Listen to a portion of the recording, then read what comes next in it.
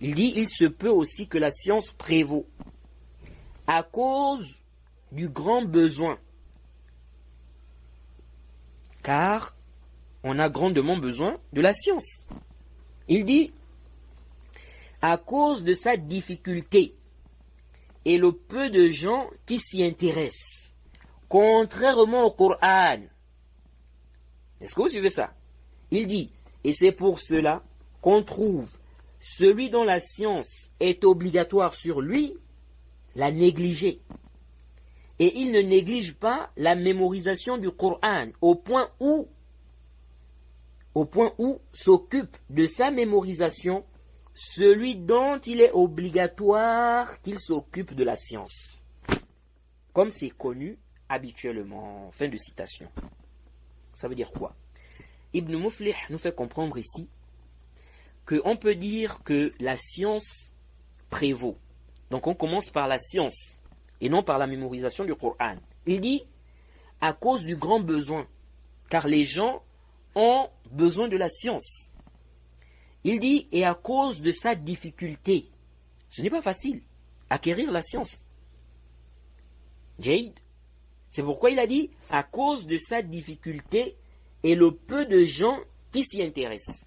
Contrairement au Coran, si on compare ceux qui ont mémorisé le Coran et ceux qui ont la science, vous allez voir que ceux qui ont mémorisé le Coran, ok, et qui n'ont pas la science, ils sont plus nombreux. Ils sont plus nombreux. C'est pourquoi ici, Ibn Muflih nous dit, on trouve même celui dont la science est obligatoire sur lui, la négliger. Vous voyez? Et il se concentre sur quoi? La mémorisation du Coran. Au point où s'occupe de sa mémorisation celui dont il est obligatoire qu'il s'occupe de la science. Donc lui là, il est obligatoire pour lui d'étudier le tawhid, les ablutions, comment prier, etc., etc. Il ne connaît pas comment prier, comment faire les ablutions. Il a des problèmes dans le tawhid. Mais il est là en train de se concentrer sur la mémorisation du Coran. Je dois terminer tout le Coran. Il a un programme pour ça. Mais un programme pour apprendre comment il doit bien prier, comment il doit faire les ablutions. Le tawhid, tout ça là, non. Il n'y a pas un programme pour ça. Mais un programme pour la mémorisation du Coran, oui. Bon, toi là, si tu meurs dans cet état-là, tu as des problèmes dans le tawhid. Tu as des problèmes dans ta prière, dans tes ablutions. Ok? Tu as déjà mémorisé la Fatiha. Si tu meurs dans cet état-là, tu vas dire quoi à Allah? Tu laisses ce qui est obligatoire pour prendre ce qui n'est pas obligatoire.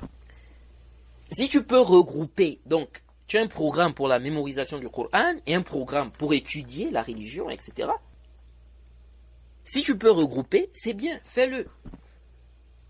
Mais de là à mettre l'apprentissage de la religion de côté, tu te concentres sur la mémorisation du Coran qui n'est pas obligatoire sur toi, du moment où tu as déjà la Fatiha. Non. Est-ce que ça c'est le fiqh? Vous voyez? Donc, il a raison. Ibn Muflih ici, Ibn Muflih a raison. On trouve, n'est-ce pas, que beaucoup de gens, il y a des gens qui mémorisent le Coran, etc. On voit très peu des gens qui ont la science. Vous voyez? Très peu de gens, ou bien il y a peu de gens qui ont vraiment la science. C'est pour cela, il ne faut pas être trompé par la mémorisation du Coran. Intabihu. Mémoriser le Coran, c'est bien. Mémoriser tout le Coran, c'est bien. C'est très bien même. Mais attention, mémoriser le Coran ne veut pas dire que tu es devenu savant, que tu es devenu un connaisseur, un cher, tu as le ilm. Non. La mémorisation est une chose, la science de la religion, les ahkam, etc., le divorce, le mariage, comment on prie, les ablutions, le tawhid, les masail dans le tawhid, dans la aqidah, ça c'est une chose. C'est une autre chose. Ne confondez pas. Et ça embrouille des gens. Et il y a des gens aujourd'hui qui trompent d'autres personnes avec ça. Il a mémorisé tout le Coran. Mais il a mémorisé tout le Coran, ça ne veut pas dire qu'il est connaisseur, ça ne veut pas dire qu'il a la science. Il y a des enfants aujourd'hui qui ont mémorisé tout le Coran, des petits enfants. mais ils n'ont pas le ilm. Ils ne peuvent pas détailler les questions de divorce, de mariage, les questions de bouyour, n'est-ce pas, les questions de tawhid, des masaïl, etc. Ils ne connaissent pas. Mais il a mémorisé le Coran. Donc, mémorisation du Coran ne signifie pas avoir la connaissance. Mémorisation du Coran, bien lire le Coran, ne signifie pas qu'on est devenu savant. Surtout en Afrique, beaucoup de gens sont trompés par ça. Il y a des gens qu'on met imam.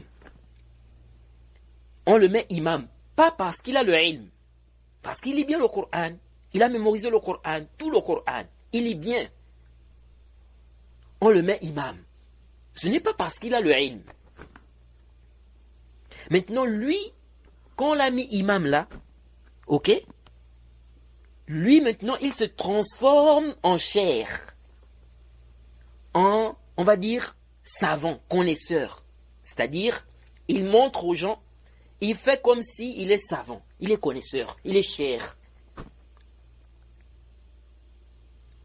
Alors qu'en réalité, c'est un ignorant qui est là. Beaucoup de gens sont venus comme ça, dans certains pays, que ce soit au Gabon ou autre. À la base, ils sont venus pour faire leur commerce, n'est-ce pas? Pour faire une activité. Comme ce sont des musulmans, il faut bien qu'ils prient. Donc, voilà, on a pris connaissance que voilà un tel, il a mémorisé le Coran depuis petit. Il lit bien le Coran. Bien, vraiment avec tajwid, vraiment il a bien mémorisé. Il lit bien. Alors on a construit une mosquée, on dit bon, on va le mettre imam.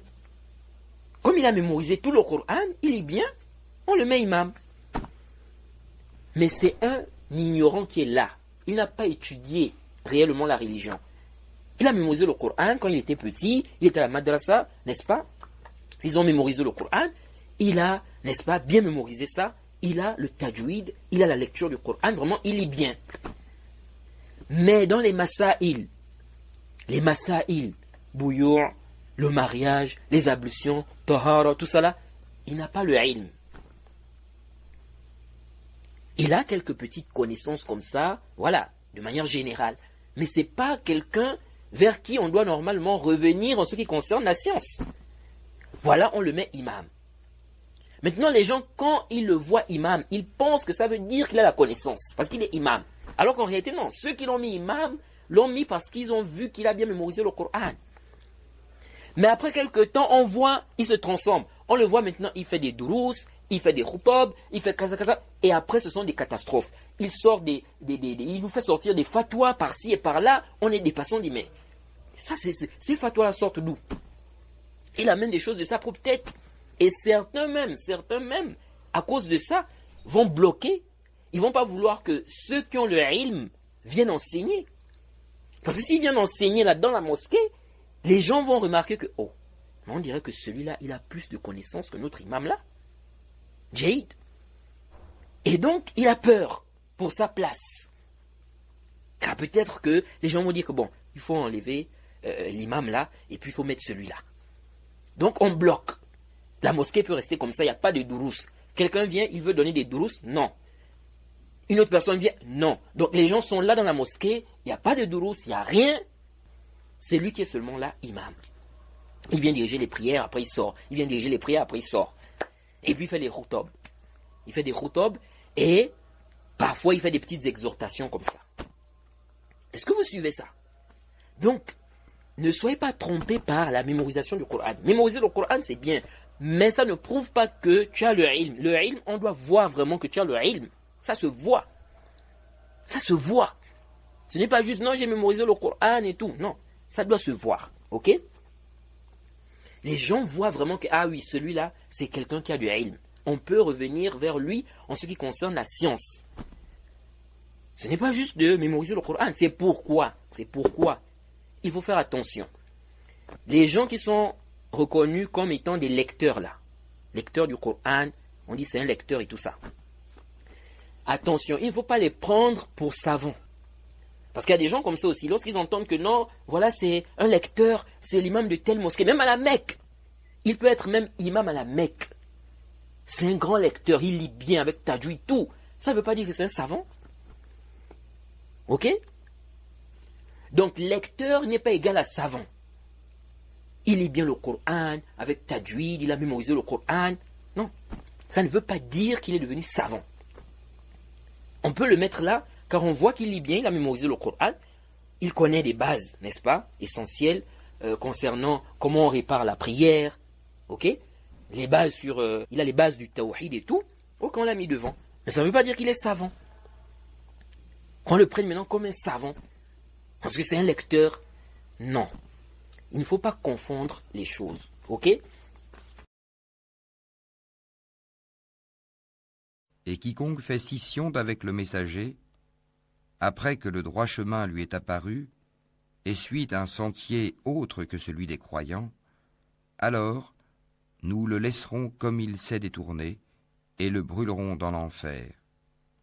Et quelle mauvaise destination!